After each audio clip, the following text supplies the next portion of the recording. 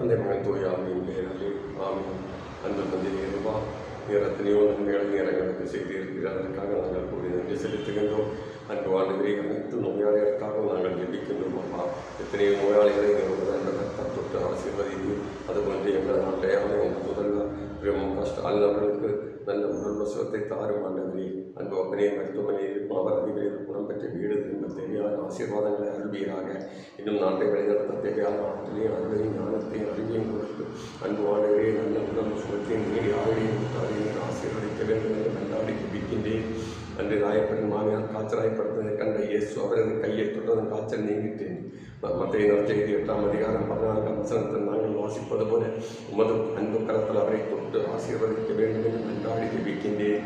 அவருடைய உடம்பில் எந்த இடத்தில் எந்த வரி ரத்தம் நோய்களை கவலை கண்ணீர்வதாக இருந்தாலும் அன்பு அப்பனே அதை ஒரு பரிசுத்த ரத்தத்தால் கழுவி அவரை ஆசீர்வதியும் ஆண்டவரே.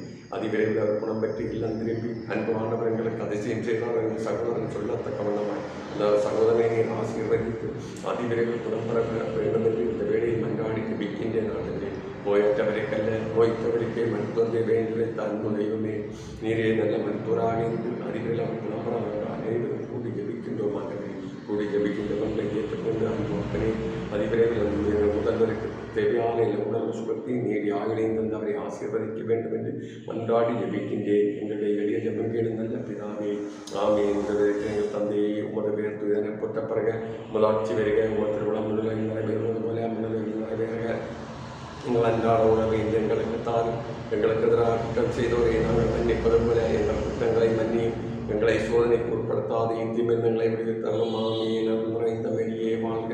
ஆண்டவர் உடனே பெண்களுள் ஆசி பெற்றவர் நீரே. உடைய திருவயிற்றின் கனியாகிய சோமாசி பெற்றவரே. புனித மரியே, இறைவனின் தாயே, பாவிகளாயிருக்கிற எங்களுக்காக இப்பொழுதும் எங்கள் இறப்பின் வேளையும் வேண்டிக் கொள்ளும். ஆமீன். தந்தைக்கும் மகனுக்கும் தூயாவியாருக்கும் மாட்சிமை உண்டாவதாக. தொடக்கத்தில் இருந்தது போல இப்பொழுதும் எப்பொழுதும் என்னென்றும் இருப்பதாக. ஆமீன்.